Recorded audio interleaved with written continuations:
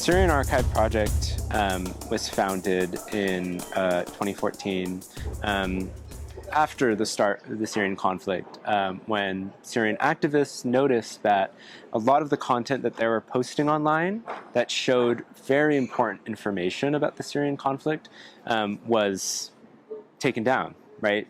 Oftentimes by social media companies because it might have violated community guidelines, because social media companies aren't very good at content moderation, and so on. So they developed a methodology to archiving online information and preserving it for access to, or for researchers and lawyers and open source investigators to access this information for the future, right? So for journalism, for legal accountability measures, and so on. Mnemonic is the umbrella organization that hosts not only the Syrian Archive, but the Ukrainian Archive, the Yemeni Archive, and the Sudanese Archive. So Mnemonic has kind of taken this methodology first developed at Syrian Archive and has spread it so it could be used in multitudes of different contexts and conflicts. I first started doing open source investigations when I was trained while I was an undergraduate student at the Human Rights Center at the University of California, Berkeley.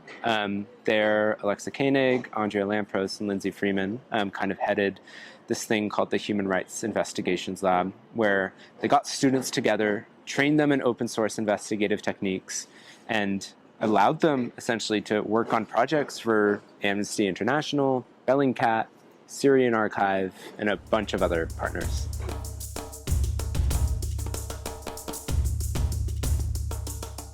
It's extremely relevant. I'm hesitant to make direct comparisons because, you know, the war or the conflict in Syria is much different than the conflict in Sudan. It's a completely different context and conflict.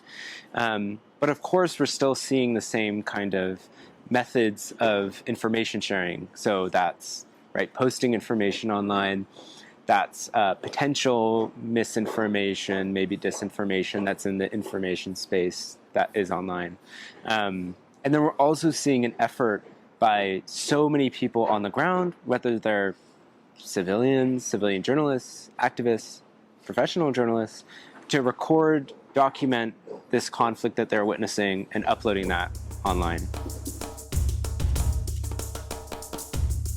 So the investigation I'm most proud of is the attacks against medical facilities database that we worked on at the Syrian Archive.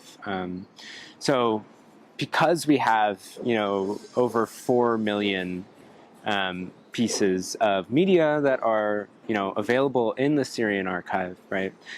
We tried to identify themes that might be relevant to, you know, identifying strategies of war or other aspects of the conflict. So one we identified is the frequent attacks on medical facilities, right? So we gathered, as a team, gathered all the videos potentially related to attacks against medical facilities and attached them to specific hospitals so we could see, okay, how often was this hospital in Idlib hit? Right, and who is the potential perpetrator at this, like, on that, responsible potentially for that hospital attack, right? And from there, we were able to verify over 400 hospital attacks since 2011 on hospitals in Syria, right? And because that is such a huge amount of data, right, we were able to come to, you know, conclusions about certain strategies of war, right? That, okay, potentially it does look like that the Syrian and/or Russian governments are systematically targeting medical facilities. They're potentially using, right, chemical weapons attacks in, like, with hospital attacks, right, to increase and exacerbate civilian harm in certain areas. So yeah, that was such a huge project that took us like over 2 years to conduct. Yeah, so it was a very important project.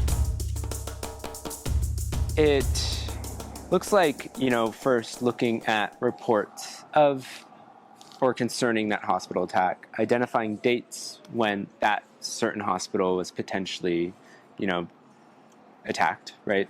And then collecting all the videos relevant to that hospital attack.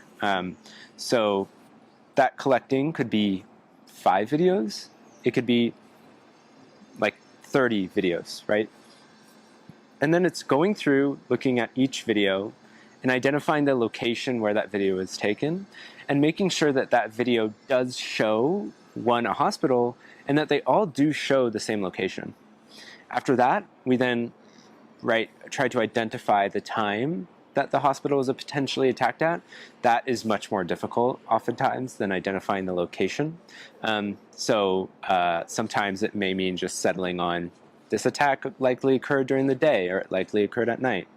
And then lastly, we try to identify potential perpetrators to the attack. And we might come to conclusions about the perpetrator based on munitions shown in the video, methods of delivery of the attack shown in the video, claims by parties to the conflict or by victims, or just generally claims made online, as well as the patterns of attack, right? So when during the day was it attacked? What's the context of this attack? Where was in what area of control was the hospital located in, and so on.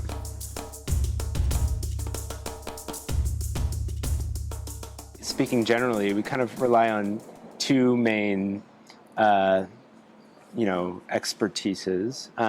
So we rely on lawyers to review our investigations, to ensure that we're sticking to the methodology and ethical guidelines that we've set for ourselves, as well as just to review the investigation itself for its own veracity. Then secondly, and those lawyers are internal, right?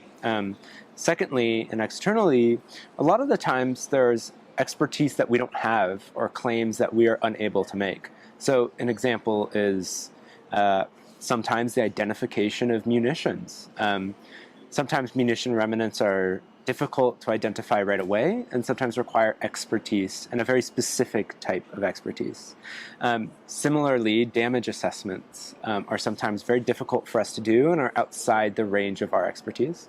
So oftentimes we'll rely on outside experts, usually from other organizations, who can help us come to the conclusions that we're comfortable with.